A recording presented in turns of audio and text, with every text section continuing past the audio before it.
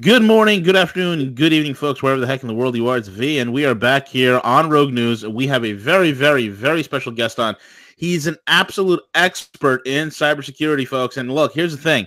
Cybersecurity used to be something that's really drudgery and boring, but between the last several years where you had major cybersecurity issues from Target losing 110 million people's accounts just like that, the constant breaches that have occurred over at Equifax, over at Facebook, the data dumps that keep happening, all these institutions that are out there that are supposedly safeguarding your data, and how all of a sudden, boom, they're getting breached left and right. So we have Rob Embers on. He's the CCO of Dionach, and it's an amazing, amazing company. Rob is a cybersecurity expert. He's a technology industry veteran. He has over 20 years of experience in IT services and sales. He's worked at Dionach since 2012, providing companies with robust cybersecurity procedures and protection. He's been featured on the subject matter as an expert in cybersecurity conferences, contributions, and leading industry publications, and is on the CREST. It's the Technical Information and Security Market Advisory Board. So with that being said, Rob, I'm glad to have you on, man. I'm glad for you to take this and make it personal, make it that people could understand why this is so important, especially in the day and age that we live in. Thanks, V. Nice introduction. Happy to join you. I think one of the challenges that we as an organization face, and probably not just ourselves, but most organizations, is the lack of, I suppose, activity that a lot of organizations seem to put in terms of cybersecurity. Obviously, as a cybersecurity company, we see the benefits. We want everybody to, but it's not about preventing people from doing things. It's not about putting policies in place that stop organizations moving forward. It's kind of really understanding risk, and I think that's one of the big areas that we find when we work with organizations is their lack of appreciation of informational assets and informational risk.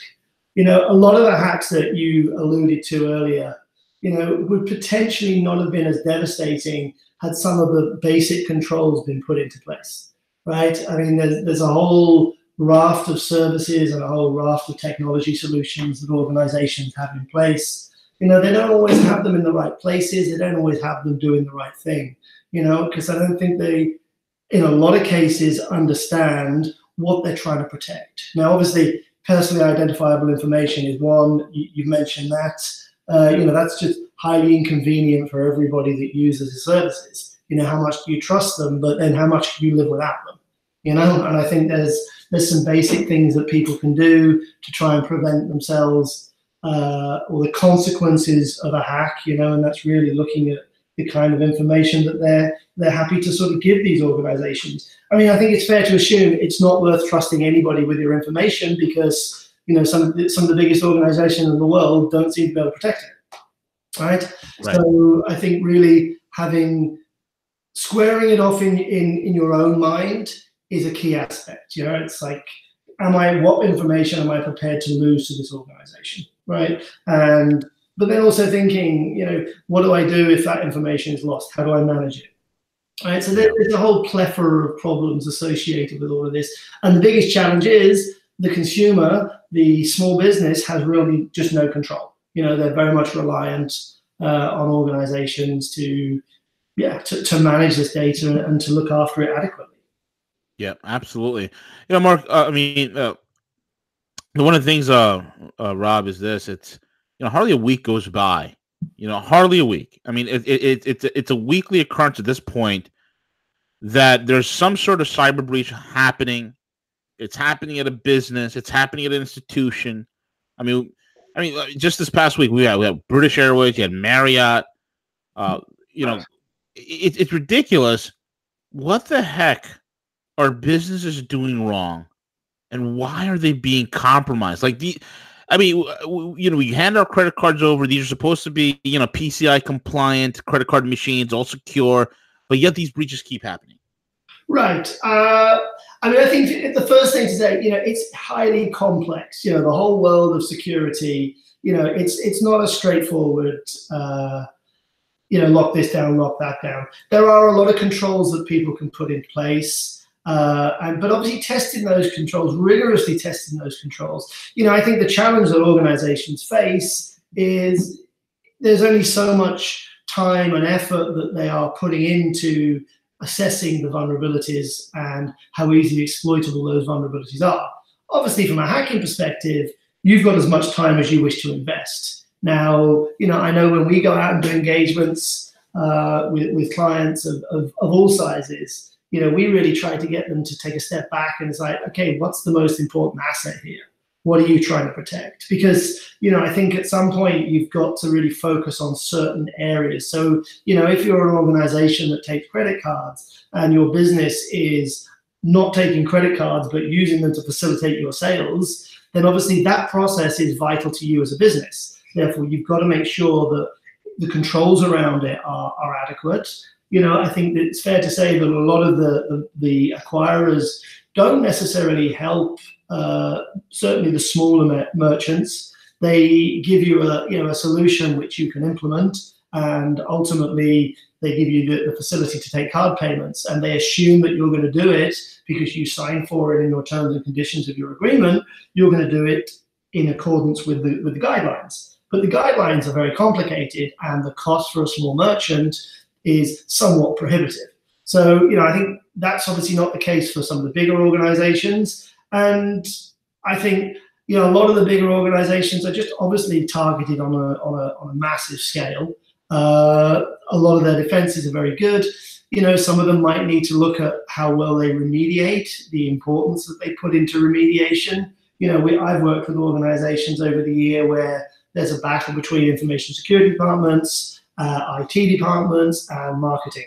Marketing say, no, we can't, from a customer perspective or a user perspective, do this because we don't want it to be inconvenient. I take the other view. It's like, I would rather go through a 3-4 stage process to check out and pay something knowing it's going to be secure than have to get a new card and go back and change everything where my card is registered because all of a sudden, my cable TV isn't working, my internet's not working because my card was compromised. And, that's the inconvenience. So I think a lot of organizations are doing a lot of stuff, but I'm not sure they're necessarily looking at some of the remediation issues that they should, to prevent these hacks happening. Rob, let me ask you this. Apart from, everybody people like, and I think this is where the disconnect is, right? And I think it's a dangerous disconnect that people have, the public has, with cybersecurity and with these hacks and whatnot. They just simply think, oh, okay, my card got breached. Okay, I was at Target, I was shopping, and there was a hack in Target, and I'm one of the 110 million people who had their credit card information stolen. So what? Who cares? I'll just cancel and get another card. Mm-hmm. Robert, could you flesh out for us the nefariousness of these hacks? That it's more than just money, right? And I don't think people understand that it's more than just money. That there's a value here that is being taken that people do not put a real tangible amount on because it's something. It could to them it's like vaporware, Right, a card's a card. It gets cut up, you get a new one. But exactly. If you're buying stuff online, there's, you're going to be putting address details in. Now, again, address details on their own are not particularly interesting. But if you can tie address details with a phone number, with a card number, and depending on the type of hack, if it's a hack which has involved the compromise of credentials, so your username, so, Joe, whichever service you're using.com, if that's your standard sign-in for everything that you purchase online and you are not thinking in a secure way and you're reusing the same password, well, if I've just compromised an organization, managed to either decrypt, if we're fortunate enough that this stuff is encrypted in the first place, but, if it isn't, well then, happy days. But if I can associate a username with a password, well, there's a bunch of services that I'm guessing that people are going to be looking at. I can then go in and maybe it's the same for their Gmail account. Maybe it's the same for their Hotmail or whatever service they're using. What kind of information do people store there? Do they store their social security number in there, their address, their tax return? And all of a sudden you're building up a picture of individuals and the information that exists around them. You know, that stuff is commoditized now. You know, people will buy, you know, on the dark web. You know, there are places which are not very hard to find, where you can go in and buy names, addresses, social security number, passport numbers, you name it, it's there. The more complete amount of information, the greater value. And I think that's the disconnect. That's what people are not seeing. They're looking at a credit card number, but they're then not thinking, well, where else? What other information will I put in there? Because I think some of the information that's provided around the hacks is obviously, by the nature of it, very confusing for most people. There's obviously a disclosure issue with some of the hacks for obvious reasons, because, you know, vulnerabilities until they are remediated, you know, then or security updates are published, you obviously can't go into too much detail because there'll be other companies, other organizations using those services. So you kind of have to be responsible about it. But I think really, you know, people should think about their information, the volume of information, and how easy would it be. So, you know, I guess the first rule is just don't use the same password, right? I mean, that's, you know, a pretty basic piece of advice, but, you know, one that I certainly, you know, stand by, and, you know, make sure that I don't repeat that. Yeah, absolutely. And that's what people don't get. It's I mean, with all the triangulation of data that these hackers get, it's scary what they're capable of doing. And it's more than, folks, again, like what Robert said, it's more than just a card number they're taking from you. They're taking your whole identity, and your digital dossier, your digital profile is so valuable. It's so important. Right. Robert, let me ask you this. What are the broader financial implications on an organization being breached? Like, what does this do? Now, we know for the public, we know what's happening. You explained it to us perfectly. But what's happening on a corporate level? Let's say when a Target's smashed, or Equifax. I mean, God Almighty, that was pretty much, if you're a working man, woman, or child in this country, you're done. Absolutely. Now, you know, obviously, there's more stringent rules, and I think that, you know, there's more stringent rules being introduced into the US, which will become more penal for organizations that are losing personally identifiable information, or even corporate information. I mean, obviously, hacks in all states now, hacks are supposed to be notified to the authorities, and everybody involved in those hacks is supposed to be advised. You know, I think the longer term implications, I mean, it was interesting when the Marriott hack happened. I think their stock price dropped by 6% in a day. You know, so there's obviously that effect. I know back in the UK, there are organizations that have suffered longer term loss of customers, and ultimately their share price has dropped. You know, the organization, you know, is certainly not what it was, you know, before the hack. I think, you know, people don't really consider the reputational damage of an organization. I mean, personally, you know, I'm not going to be going to a store and buying stuff very soon after there's been a major hack.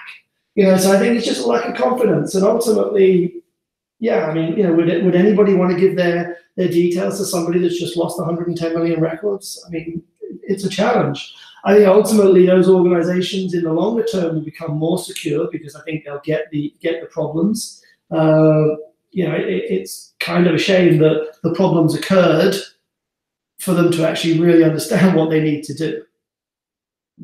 So long-term implications of a hack are very hard to determine, because you just don't know, you know, what the ultimate loss of revenue will be. You know, I'd certainly be concerned if I was working for a large organization that wasn't taking information security seriously, because ultimately that puts my job in jeopardy. Correct, absolutely. From an individual's perspective, Rob, with data on numerous websites, what should people be concerned about the most? I think, you know, as we sort of said earlier, I think it's really joining that information together, losing personal data, you know, and assuming that, you know, the people that are perpetrating these attacks are very, very smart people, right? I mean, you know, these are not guys that are just, you know, they understand computers, they understand how to manipulate and get applications and environments to do things that they shouldn't do, right? So I think ultimately there's an onus on the organizations to manage the infrastructure, the applications, and the environments in which people use. But I think there's also an onus on individuals to consider the information that they're actually prepared to put out there now, right? And again, if people are smart and they don't, and they're looking and they're thinking about their password manager. And I hear all the time that it's like, I can never remember so many passwords. Well, people don't have to, right? There's enough tools on the App Store, on the iTunes Store, which are available for everybody to have a very, very complex password for every different service they use, right? I mean, we're not in the days where we're writing stuff down in diaries anymore. Everything is digitized, right? So, go to the App Store, go to Google Play, go and download a password generator, right? Have a very complex password for it.